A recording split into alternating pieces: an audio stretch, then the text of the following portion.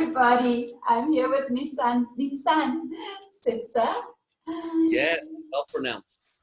Thank you, Nitzan, who is just, if I could say, a ball of fun to talk to. We've been chatting, and Nitzan so beautifully brings story and message through his art, through his acting, to children as well as their parents. And Nitzan, I wanted to know, in our conversation, what is the charm and magic of a story? Why does everybody love a good story? Well, I'm sure everyone has heard the magic words, the magic spell words, abracadabra. Well, it turns out that abracadabra actually means it's an Aramaic set of words, which means I will create as I speak. Avra, I will create, adabra, speaking. So as we use words, those words can literally become tangible things. Right. And the amazing thing is that as I use these words actually enter into your mind, and then you begin to understand it, and hopefully will enter into your heart. Mm-hmm. So it actually enters us and sways us and influences us and has an effect, an impact on people.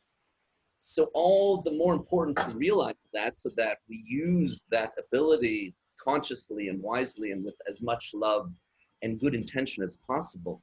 But so as I take that into consideration, and I bring up all this heartfeltfulness and love and joy, etc., and I merge the two, knowing that I can use my words to influence people in a way that hopefully or intentionally will inspire them. And I think inspire is the best word. It's a word that I absolutely love. Inspiration, spirit from within. So to use stories as a way that it's not only a mental experience, but it hopefully accesses something deeper in your body, so that you, as I weave the story and tell it, that you can actually move.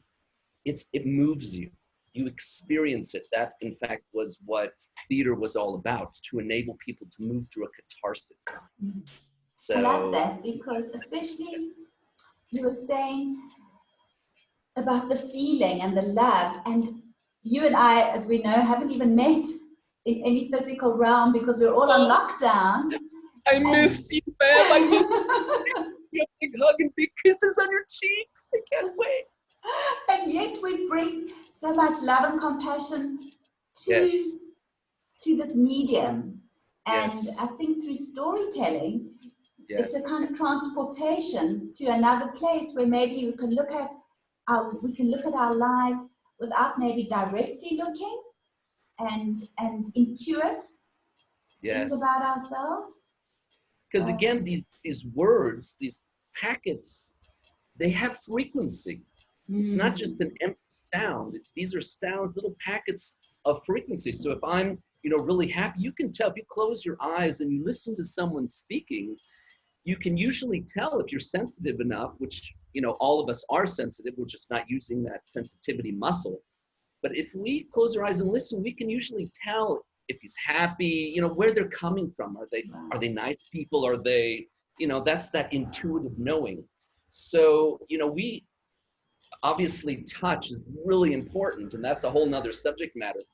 But just using words and taking in those words, there's a lot there, a lot of information, not just mental information, but emotional stimulus that, that's why I can tell a story and people become happy, or people can sing. When you sing, if you hear a lovely song, and it can move you to tears, because when, professional singers, really good singers, know how to convey not only the words, but also the emotion. And that's why it's not only a skill, it becomes a profession when they really, they can know it as a skill. They can sound really well. But there's something different with those singers who, when they sing, you can't help but feel the chills, or you start crying, because they're able to merge that emotional element. And I think that to some extent has been lacking in this world. We kind of got infatuated with the mental stimulus, but there's all this world in body and passion with the emotional world of of inspiring each other. And that's why, again, I like the word inspiration, because there's something more whole about it. What's resonating with me so much is that you're saying it's not just about the words, and we know it's not all about the knowledge we have. We're actually a beautifully fine-tuned instrument, which is mind, body, emotion, mental, and it's accessible to all of us. To hear what you're saying, to feel what you're saying, to have a bodily sensation when we're in communication. It's all available to us if we so wish. So that's why sometimes we can pick it up when someone says, I'm really happy to see you. Why that doesn't sit, right? Yes. And the body language can speak louder sometimes. Yes, something is amiss here, because a lot of people, unfortunately, are not necessarily speaking from their truth. Yes. But there's this mask, but underneath it's like, oh, I'm having such a terrible day, and ooh, will you like me? Or oh, I'm so insecure. How do I look? What is he thinking? Etc. All this stuff going on. Right. And we have this mask, and so immediately, you know, you're sensing something's not right here. Exactly. And that intuition is such an important skill, which again is not necessarily taught to the degree that we should embellish ourselves in that knowing, because it's so important. That's our ways, that's our compass in knowing, okay, what really is appropriate for me in this moment. This feels good. Okay, great. Something is amiss here. This might not necessarily be appropriate. So, you know, this whole ability to tune in and sense, really to sense, not just understand, but sense, feel, know, just knowing. And that leads me to thinking about, you know, the whole gut feeling. You know, as of late, they've been talking about the brain that encompasses this kind of fine, what would be the word? There's like a film around the whole stomach area that has brain cells and literally is connected to our brain. It's a thinking mechanism. And now all the more they're discovering that we have the same one around our heart.